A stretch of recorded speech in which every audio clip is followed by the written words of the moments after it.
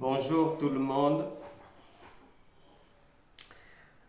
C'est une joie de retrouver les bien-aimés de la famille en Christ autour de la parole de Dieu.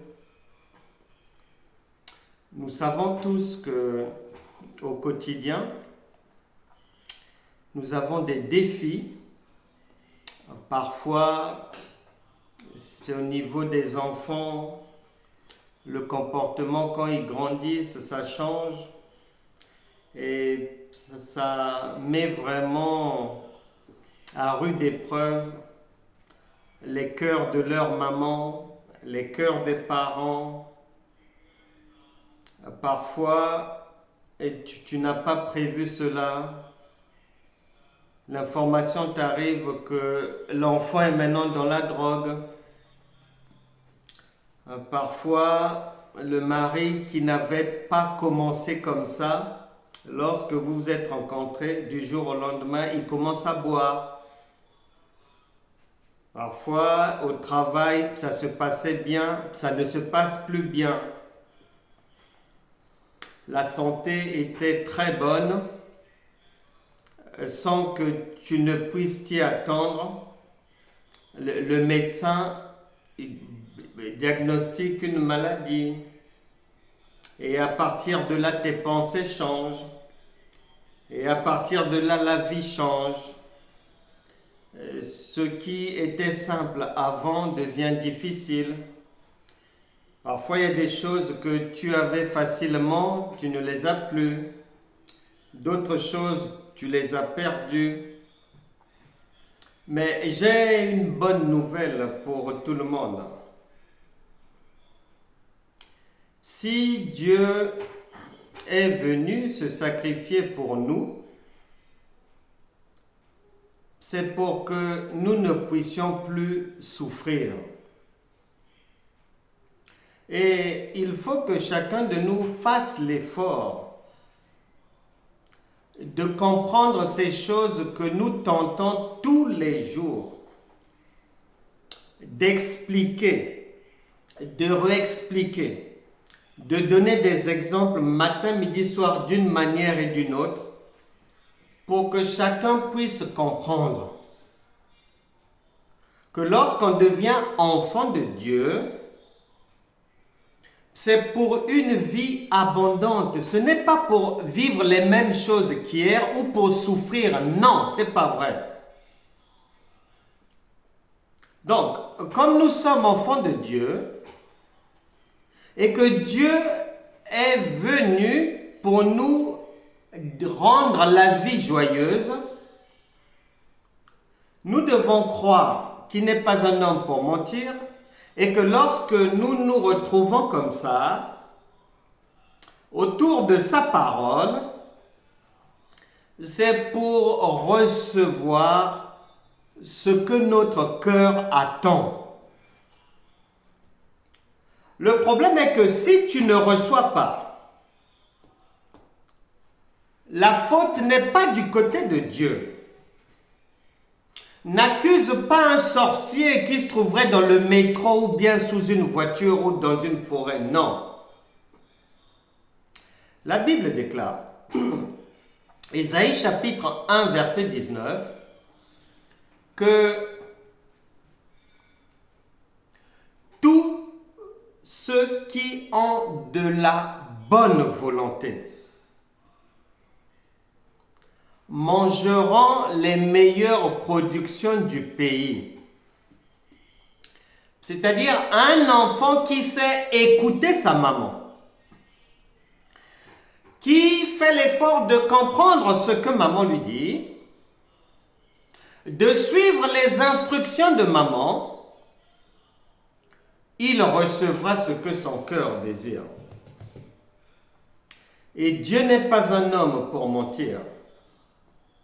Il a dit, Psaume 23, verset 1, tous les chrétiens connaissent ce verset. L'Éternel est mon berger, je ne manquerai de rien. Maintenant, pourquoi les chrétiens connaissent ce verset, le disent, récitent, mais ils manquent encore? ment? Qui ment? Est-ce que c'est Dieu qui ment ou est-ce que c'est nous-mêmes qui nous mentons à nous-mêmes? La Bible déclare, Romains chapitre 8, verset 17, que quand quelqu'un nous rejoint dans le royaume de Dieu, quand tu deviens chrétien, quand tu te convertis, Évangile de Jean chapitre 1 verset 12, à tous ceux qui l'ont reçu, en parlant de la parole de Dieu, et qui ont cru en elle, elle a donné le pouvoir de devenir enfant de Dieu. On continue. Romains chapitre 8 verset 17 maintenant vient dire, vu que nous sommes désormais enfants de Dieu, nous sommes héritiers de Dieu et co-héritiers de Christ, double héritage. Venant de Dieu directement et venant de Christ.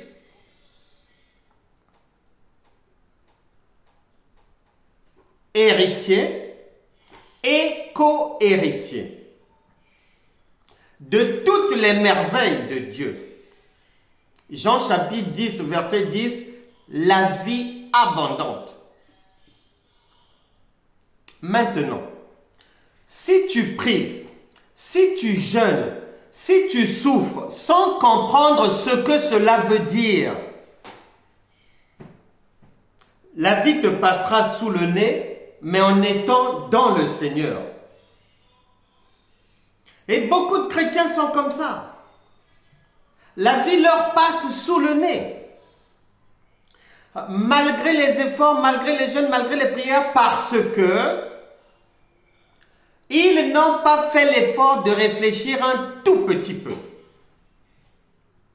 Ils se sont focalisés sur des enseignements d'il y a 20 ans. Ils n'ont pas cherché à vérifier. Est-ce que ce qu'on m'a dit là, c'est comment? Est-ce que les jeûnes que je fais là, comment ça se fait? Chaque année, je jeûne. J'en suis maintenant à 2300 jours de jeûne en 5 ans. Comment ça se fait? Rien n'avance. Mais c'est comment? Je donne ceci. Je dors même la tête en bas, les pieds en l'air. Pendant 6 mois, j'ai fait ça. Mais comment ça ne marche pas? Comment les enfants sont toujours malades? Comment je suis toujours endetté? Comment? Les gens ne se posent pas de questions.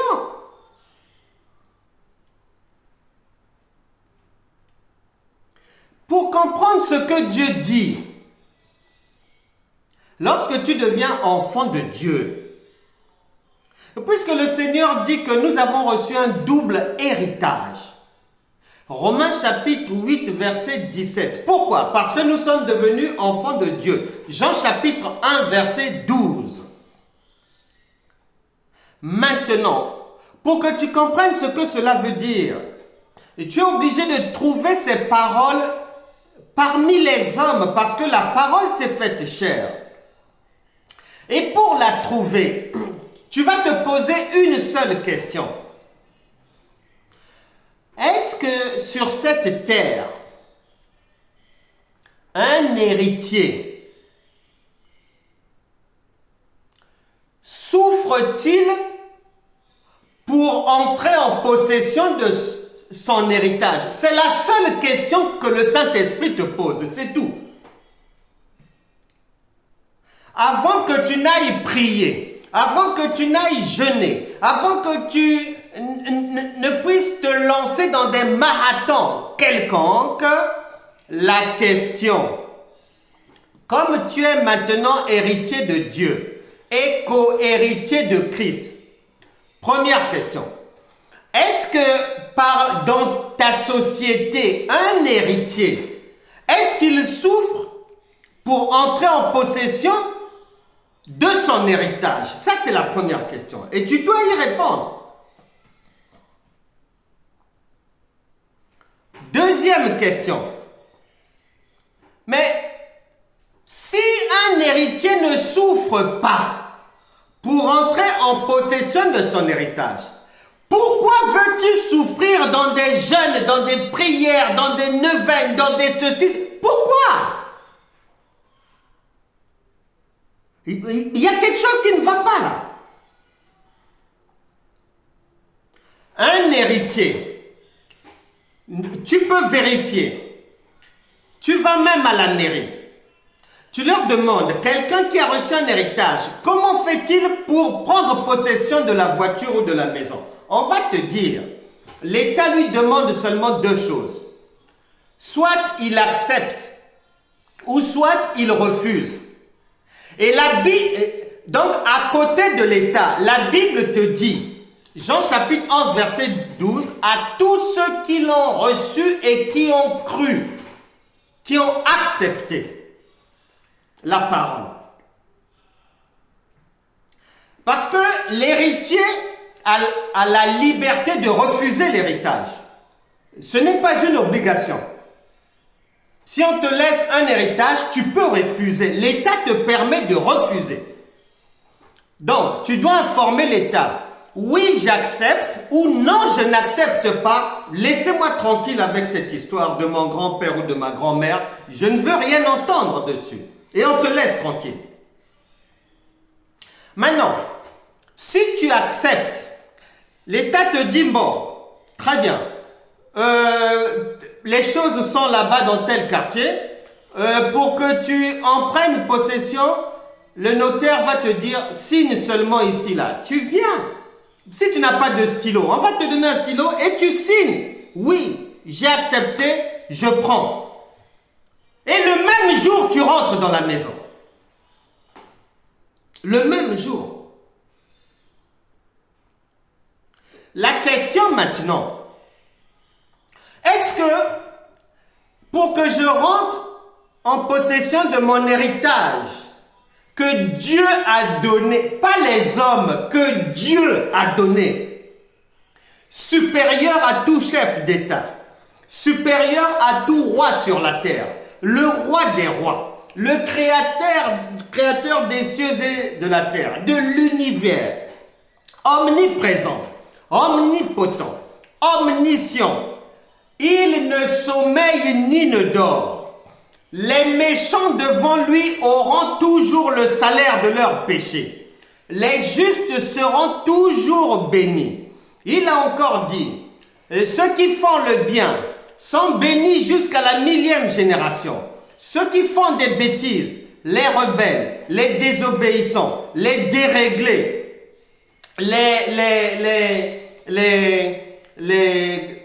comment on les appelle? Ceux qui sont perdus, ceux-là, avec les criminels, les méchants, les gens qui ont des mauvais cœurs, etc., etc., ce groupe-là, ils vont être maudits jusqu'à la 3e et à la 4e génération. Ce grand Dieu tout-puissant te donne un héritage. Et le Fils aussi ajoute un héritage supplémentaire. La question que le Saint-Esprit pose maintenant, si pour prendre possession de ton héritage donné par les hommes mortels, tu ne souffres pas,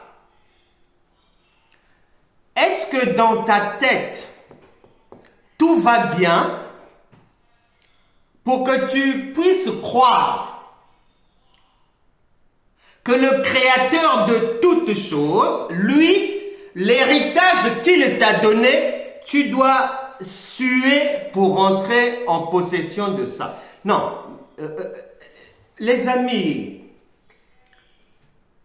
le drame chrétien, c'est ça.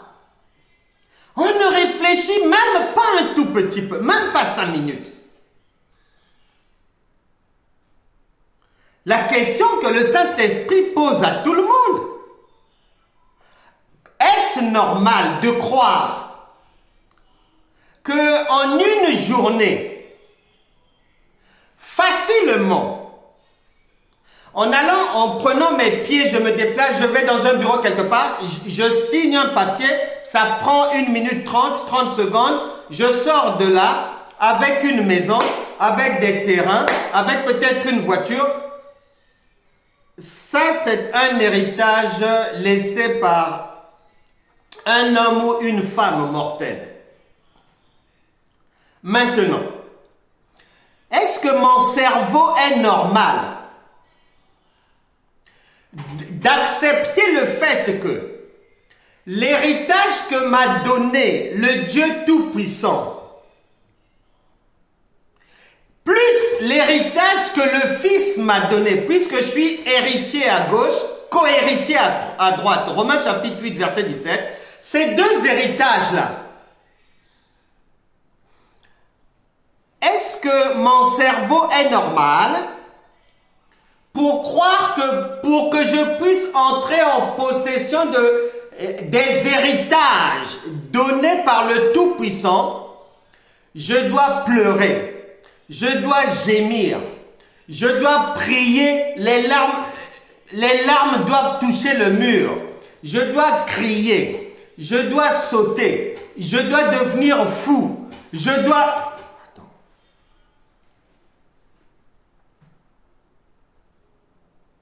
Et c'est ce qui se passe dans la famille chrétienne. Il y a un dérèglement total, complètement.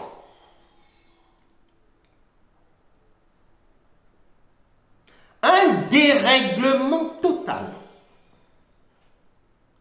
Et le vœu du Saint-Esprit aujourd'hui est d'attirer l'attention sur chacun de nous, afin que le plus vite possible que l'on sorte de l'égarement.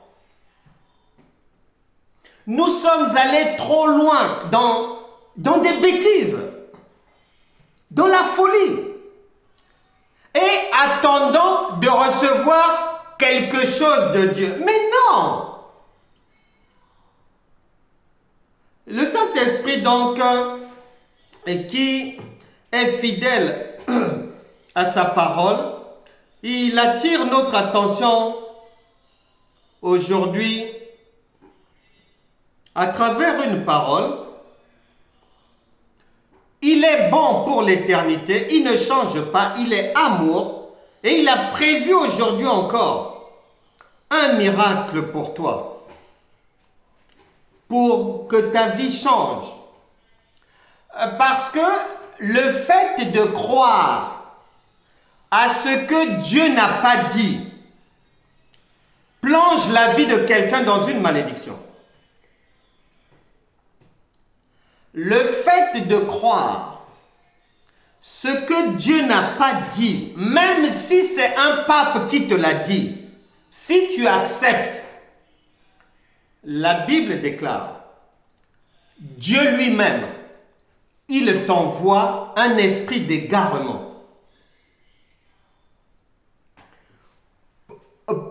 Pour que tu finisses dans les poubelles de la vie. Je vais lire ce passage. C'est dans Thessaloniciens, 2 Thessaloniciens chapitre 2, verset 11. Je commence au verset 9. L'apparition de cet impie se fera par la puissance de Satan, avec toutes sortes de miracles, de signes et de prodiges mensongers. On ment les gens. On nous avait menti dans des enseignements qui n'avaient ni tête ni queue, mais on a marché dedans pendant des années. Et les gens sont encore dedans. Et ils se plaignent. Ah, les démons m'agressent toujours. Ah, il y a les maris de nuit. Ah, au travail, on m'attaque. Ah, le diable s'est levé contre moi. Ah, mais non, non, non, non, non, non, non, non, non, non, non, non, non. Les gens croient à des poubelles. L'apparition de cet impie se fera par la puissance de Satan avec toutes sortes de miracles, de signes et de prodiges mensongers. Et avec toutes les séductions de l'iniquité pour ceux qui périssent, parce qu'ils n'ont pas reçu l'amour de la vérité pour être sauvés. Ils ne comprennent pas la vérité. Ils n'analysent pas. La Bible déclare, ne prêtez pas foi à tout esprit. Examinez les prophéties. Ça veut dire réfléchissez un peu, simplement. Est-ce logique? Est-ce bien logique? Est-ce normal de faire ça ou de ne pas faire ça? D'aller là-bas, de prier pendant des heures, de crier en prière. Est-ce normal? Verset 11. Aussi, Dieu, pas Satan, pas la voisine, pas le voisin, pas un sorcier, pas un franc-maçon ou magicien ou quoi, non. Aussi, Dieu leur envoie une puissance d'égarement pour qu'ils croient au mensonge.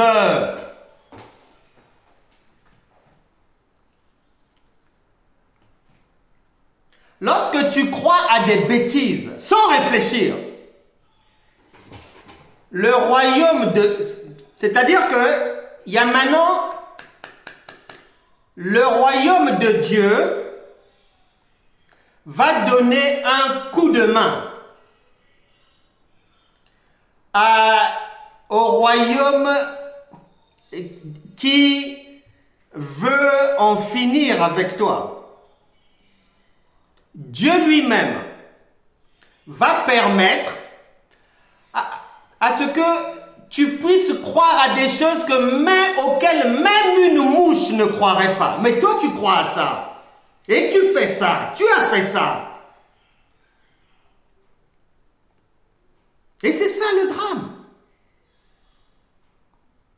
Et nous en sommes là. Jusqu'aujourd'hui. Le Seigneur a dit en Osée chapitre 4 verset 6, « Mon peuple périt faute de connaissance. » Ce n'est pas de l'histoire, c'est l'actualité, c'est aujourd'hui, c'est maintenant, là, ça se passe maintenant. Les gens sont complètement égarés, des fous, des folles.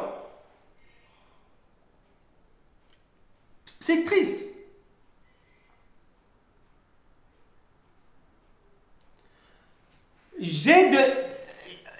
Ça m'a donné beaucoup de maux de tête.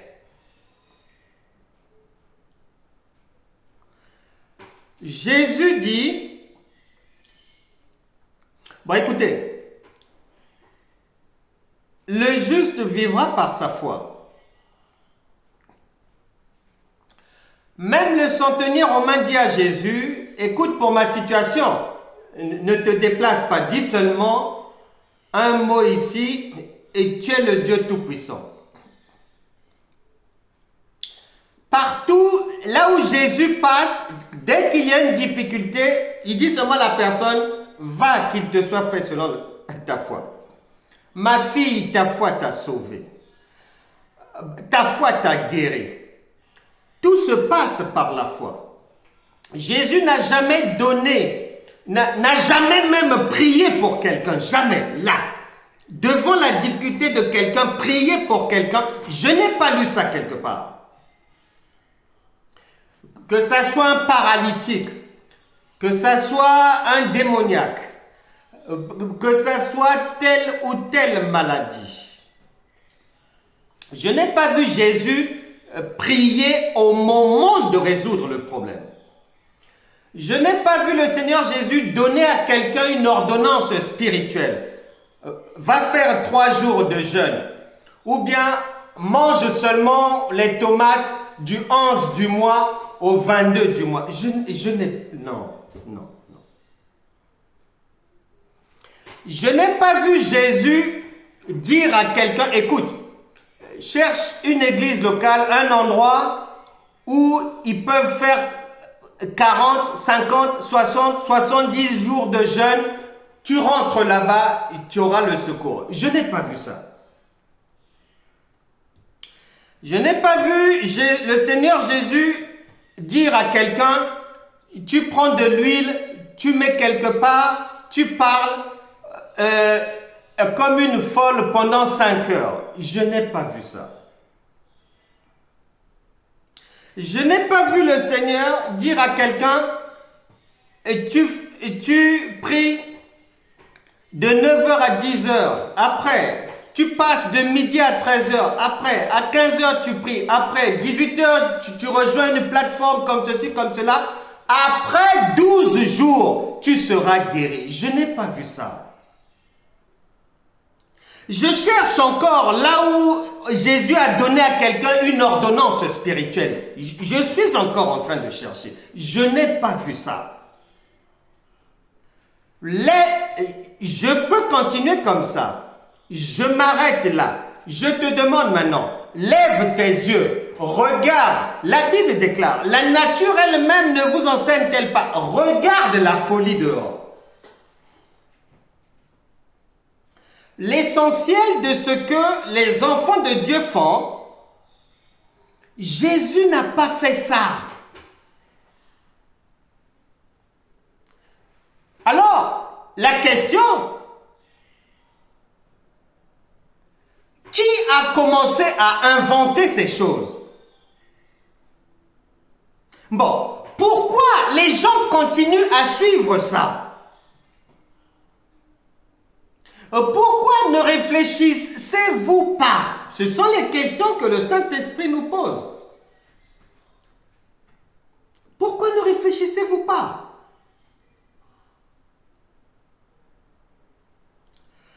Autre chose, dans le peuple de Dieu,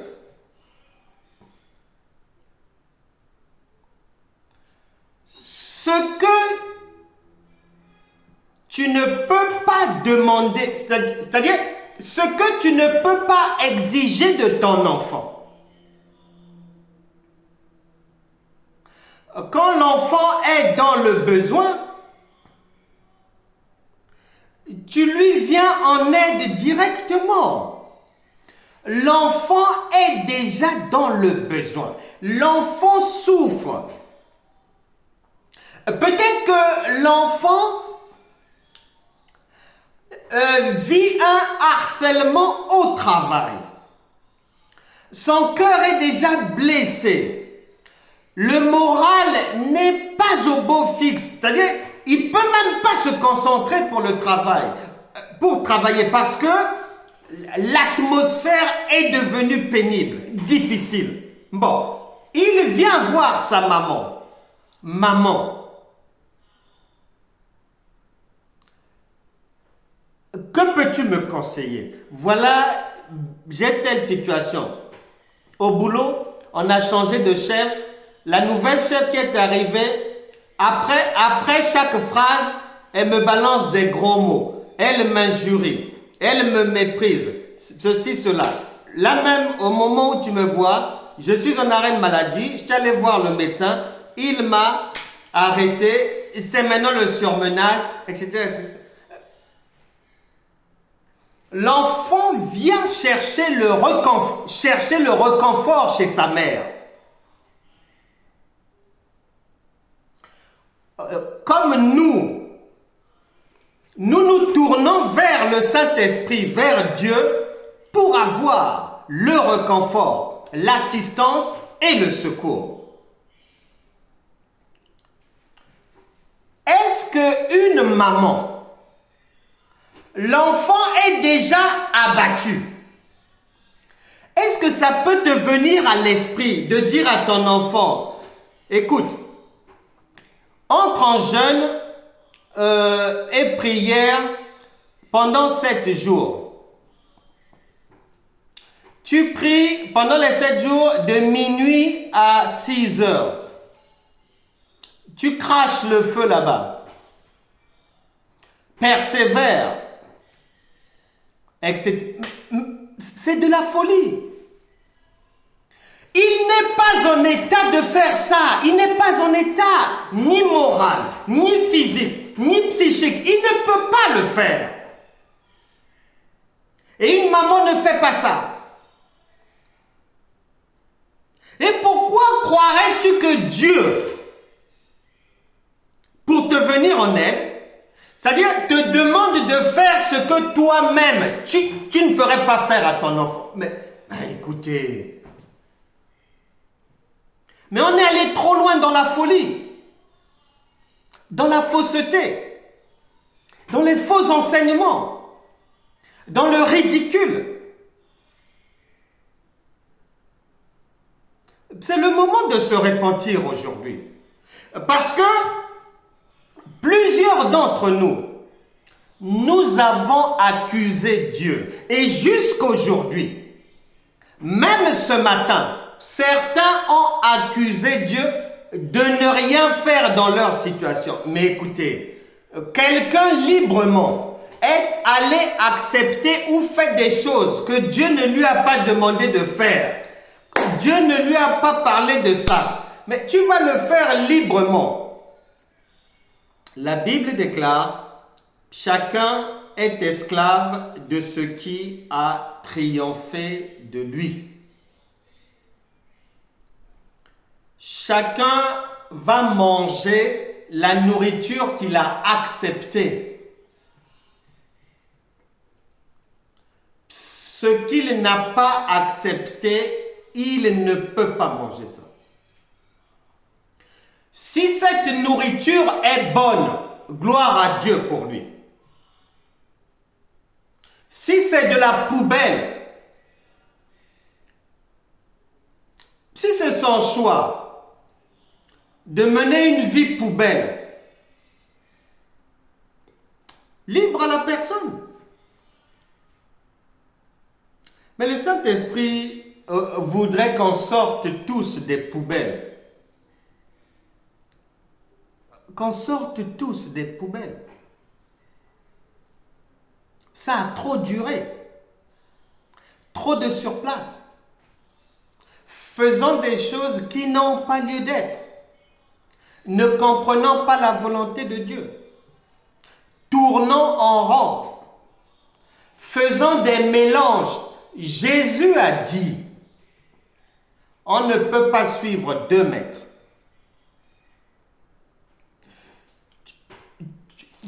Tu ne peux pas mélanger un faux enseignement avec la révélation divine, mélanger ça et croire que ça va marcher. Non, ça ne marchera pas. Un enseignement te dit, regarde ce que le Seigneur Jésus fait. Il n'a pas donné une ordonnance spirituelle à quelqu'un. Il n'a pas demandé à quelqu'un d'aller souffrir, prier tant de jours et tout. Tu as bien entendu. Et après l'enseignement, comme ce sont des réflexes que tu as depuis plusieurs années, tu vas te jeter encore dans la prière stupide. Ça ne marchera pas pour toi. Il y a un choix à faire. Soit tu prends la droite ou soit tu prends la gauche. On ne mélange pas. Le Seigneur Jésus a encore dit, on ne peut pas coudre un tissu neuf sur un vieux vêtement. Ça ne tiendra pas. Ça va se déchirer. Et le Seigneur ne s'arrête pas là encore. Il prend un 3e exemple.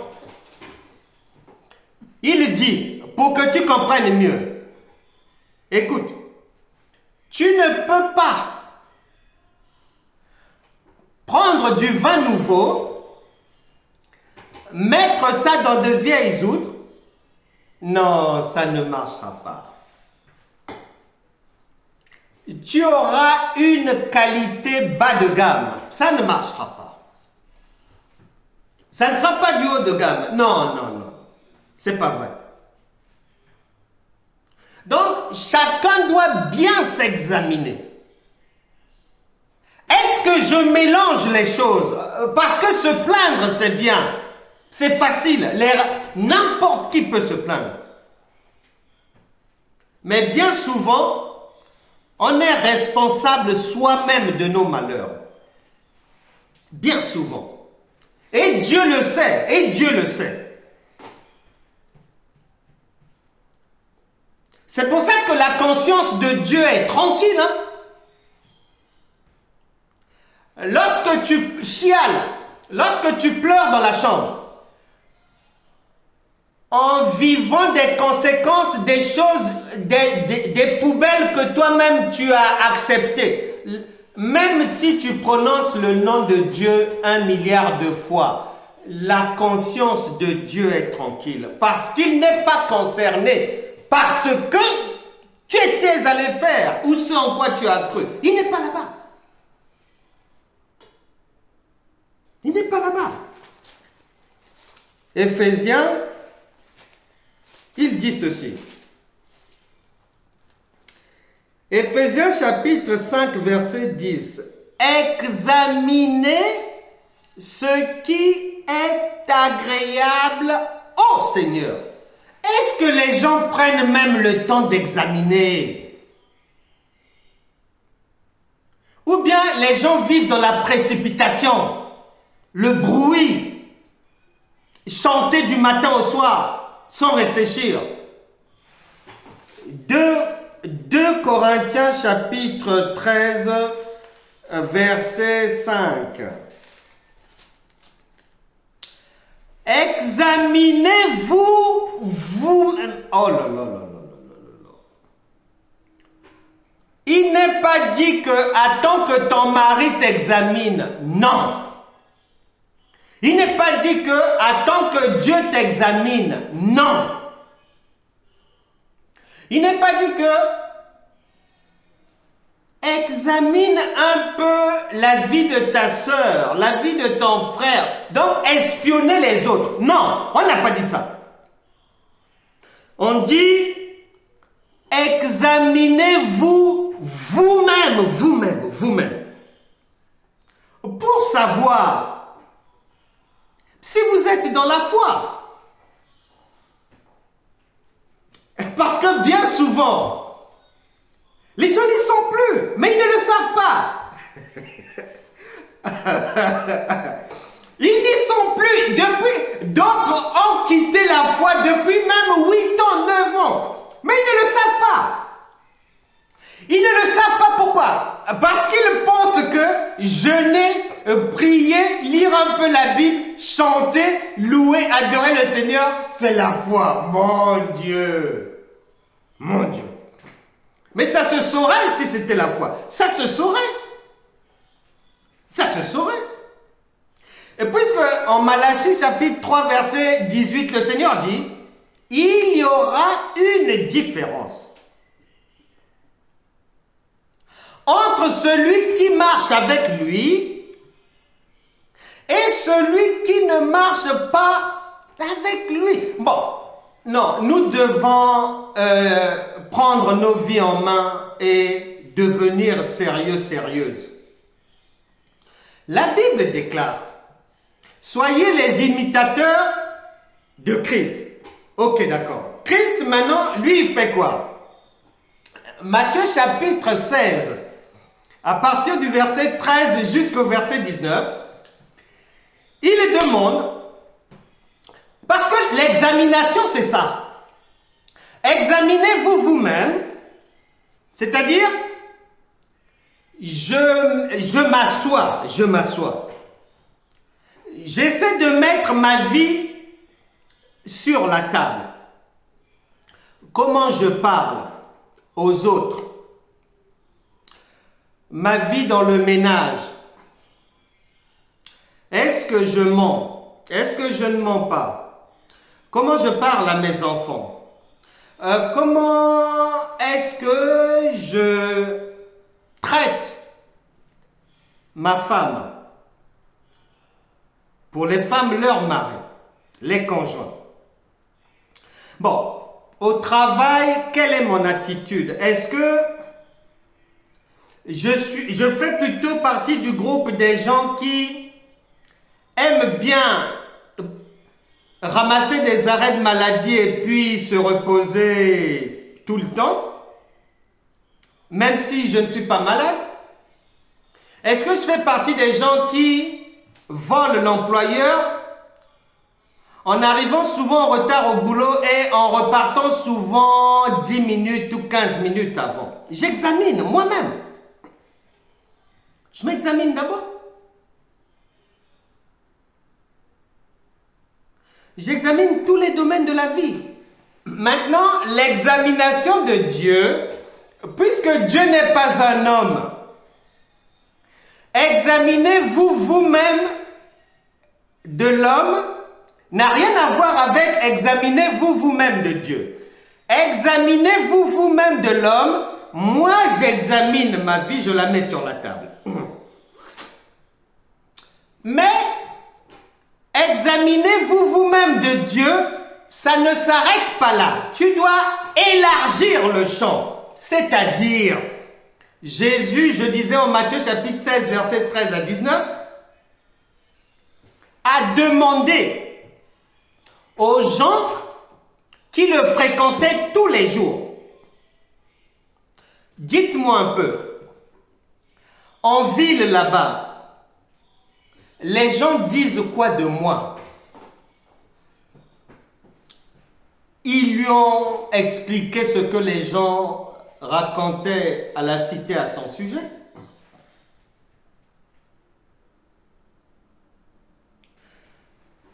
D'autres ont dit que c'était le prophète Jérémie.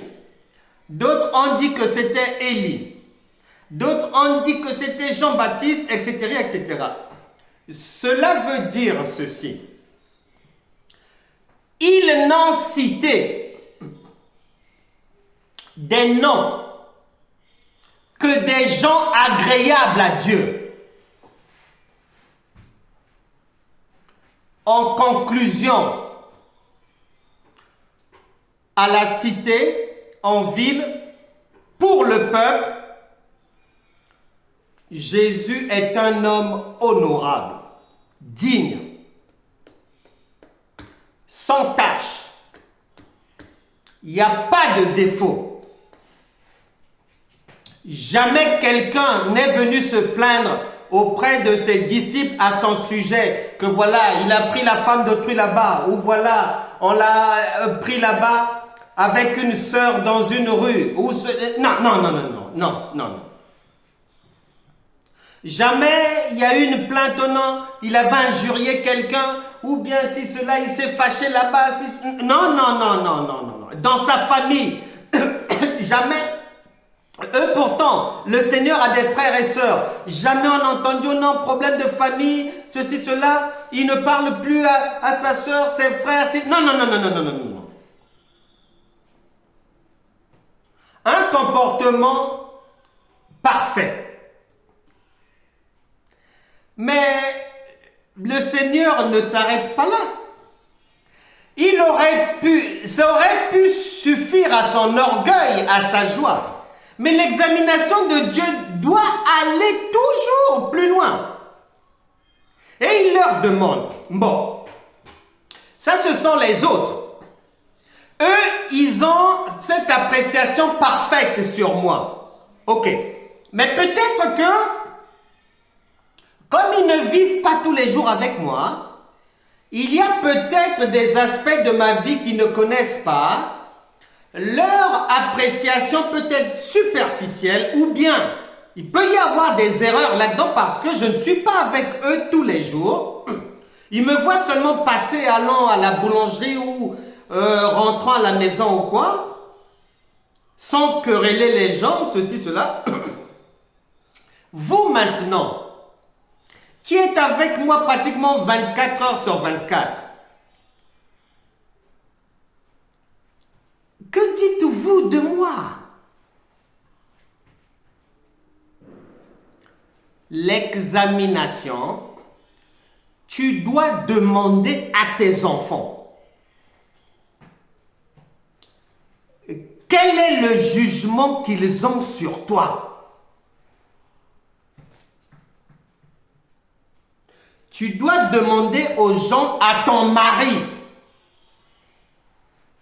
quel est le jugement qu'il a sur toi? Je te le promets, ce qui sortira de la bouche de tes enfants et de ton mari, Dieu m'entend parler, c'est la pensée de Dieu te concernant. Dieu mettra dans leur bouche ce qu'il te dit depuis longtemps et que tu n'entends pas. Parce que tu te jettes dans des prières des jeunes stupides, inutiles, qui n'ont ni tête ni queue.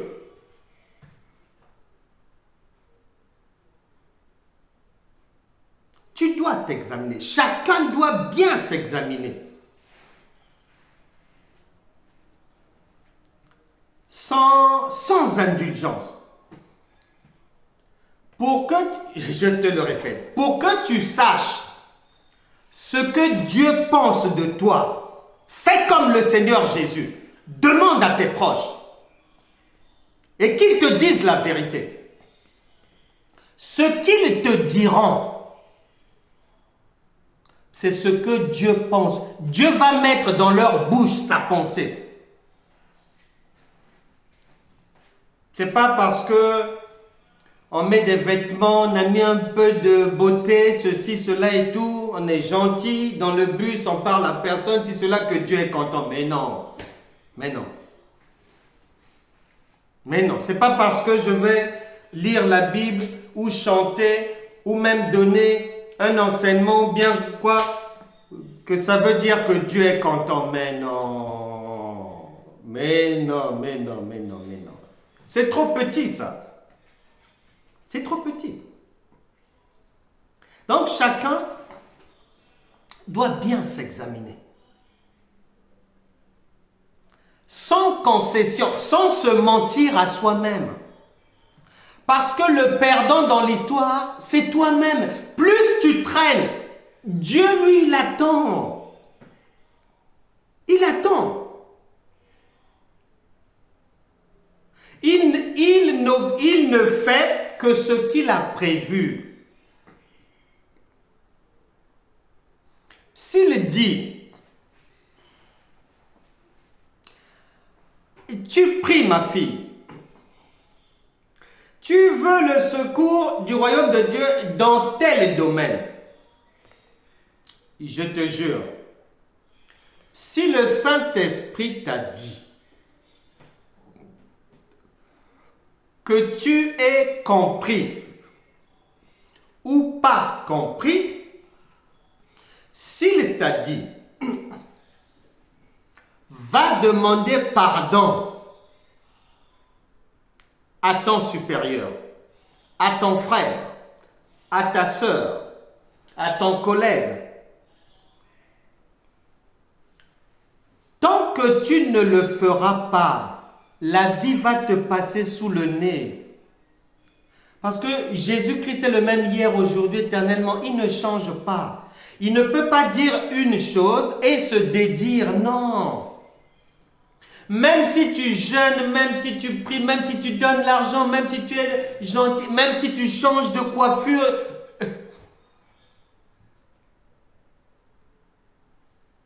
le royaume de Dieu te regardera, même pendant 12 ans. Même pendant... Et Dieu sait attendre. Un jour, c'est 1000 ans chez Dieu. Et 1000 ans, c'est un jour. Donc, une patience incroyable.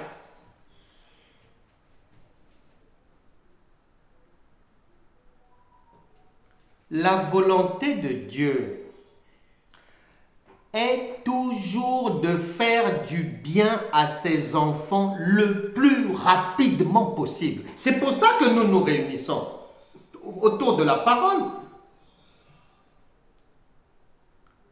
Pour vérifier dans notre marche s'il y a encore des bagages encombrants qui gênent Dieu. Pour que les gens restent encore dans la maladie, dans le chômage, dans des dépressions, dans des problèmes comme ceci, comme cela.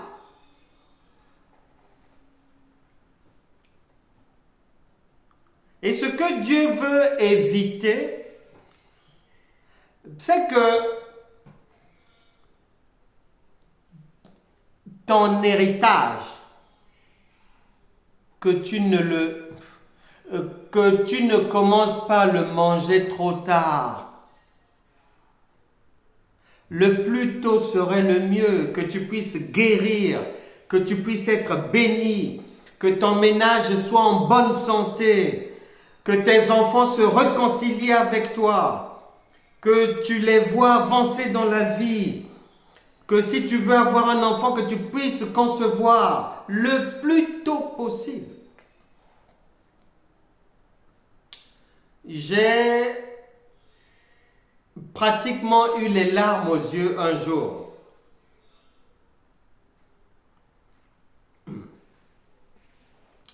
J'ai suivi le témoignage d'un couple.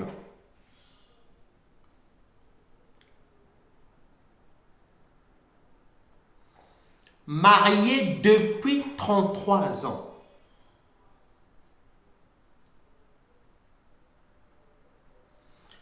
Dans les 33 ans,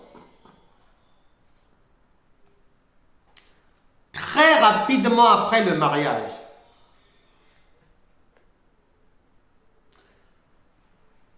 le vin de l'amour a pris l'eau. Dans ce mariage, le vin de l'amour va manquer, l'authentique vin. La femme a commencé à être femme battue. Coup de blessure par-ci. Aller-retour à l'hôpital. Tantôt le mari la fait dormir dehors. Beaucoup de souffrance. Des côtes cassées, de ceci, de cela, de cela.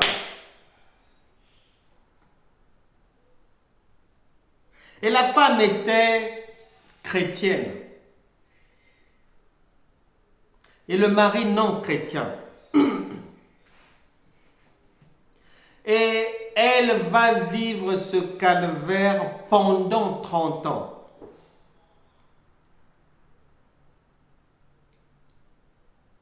Elle ne s'était pas d'abord posé des questions sur sa véritable identité en Christ. Qu'est-ce que ça veut dire? Dans ce monde, il est dit, nul n'est censé ignorer la loi. Et la Bible déclare, mon peuple périt à faute de connaissance. Connaissance de quoi? De la loi. La loi, c'est quoi? Ce sont mes droits, mon héritage. Alors, comment en prendre possession? Cette ignorance-là a fait qu'elle vive le calvaire pendant 30 ans. Et c'est au bout de 30 ans, par la grâce de Dieu, elle va changer sa manière de faire certaines choses, de croire à certaines choses, d'abandonner certaines choses. C'est à ce moment-là que le royaume de Dieu lui est venu en aide. Un beau jour, le mari, il s'est converti en un seul jour. Le même jour, il a demandé pardon à sa femme. Il a arrêté de battre la femme. Il est devenu en un seul jour un chrétien authentique. Et depuis ce jour-là, il vit un amour merveilleux. Je te dis cela parce que le Saint-Esprit ne voudrait pas que tu attendes 30 ans.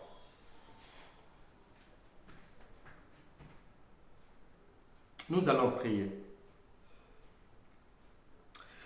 Que chacun ouvre son cœur parce que Dieu est toujours disposé à nous faire du bien. Le Saint-Esprit voulait nous interpeller en nous parlant de l'examination de soi-même. Examinez-vous vous-même pour savoir si vous êtes encore dans la foi, c'est-à-dire si vous ne vous êtes pas déjà égaré depuis peut-être 13 ans. Malgré la présence dans les activités chrétiennes. Ça ne veut rien dire. Lorsque tu auras le témoignage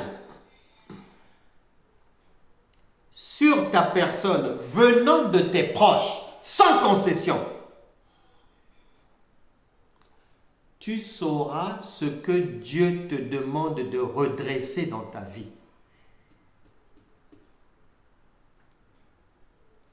Lorsque tu cesseras de croire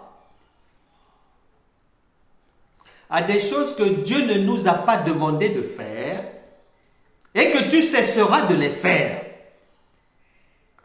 tu sortiras du groupe des gens nombreux dont la demeure spirituelle est 2 Corinthiens chapitre 2 verset 11. 2 Corinthiens chapitre 2 verset 11. Saint-Esprit, aide-nous à sortir des sentiers battus. Tu as voulu, Seigneur, qu'on puisse s'examiner. Peut-être que on s'était insuffisamment examiné, Seigneur. Nous te demandons pardon. On avait mal examiné notre vie. Nous te demandons pardon. On t'avait accusé. On avait accusé X, Y, Z. Nous te demandons pardon. On avait accusé les sorciers, la famille, les méchants, le mari, la femme. Nous te demandons pardon parce que en 1 Jean chapitre 5 verset 18, tu as dit que celui qui vit avec toi et qui ne pêche pas, rien ne peut lui arriver. Le malin ne peut pas le déranger. Nous te demandons pardon. Parce que nous avons accusé les autres. Parce que nous avons pensé peut-être que tu nous avais abandonnés. Or, Seigneur, il ne s'agissait pas de ça. On faisait des choses à ne pas faire. On accusait à tort. On avait des pensées poubelles. Seigneur, aie pitié de nous. Saint-Esprit, tu as dit dans ta parole que si quelqu'un te confesse ses péchés, tu es fidèle et juste pour les lui pardonner et pour lui faire du bien. Au nom de Jésus, que toute personne ici, dans une maladie, dans un problème quelconque, reçoit maintenant le secours de Dieu. Que la puissance de la résurrection de Christ réveille, fasse vivre encore, récupère ou fabrique tout ce que ton cœur désire. Au nom puissant de Jésus, je brise tout joug d'entêtement dans le cœur d'une personne. Que toute personne dans une situation compliquée, un manque de documents, qui cherche à obtenir des documents, et ça traîne depuis, au nom de Jésus, reçois tes documents par la foi. Que les situations qui étaient perdues reviennent à la vie. Que tout désespoir qui avait pris place dans le cœur d'une personne quitte son cœur maintenant. Que la parole de Dieu Romains chapitre 4, verset 17, devienne une réalité vivante dans la vie de tout un chacun. D'appeler à l'existence des choses qui n'existent pas comme si elles étaient. Parce que la nature divine est en chacun de nous. Le Père a dit que la lumière soit, et la lumière fut. À chacun maintenant d'appeler sa lumière, de parler pour lui-même, d'appeler à l'existence ce que son cœur désire. Et la vie ne sera plus jamais la même. Au nom de Jésus. Amen. Amen.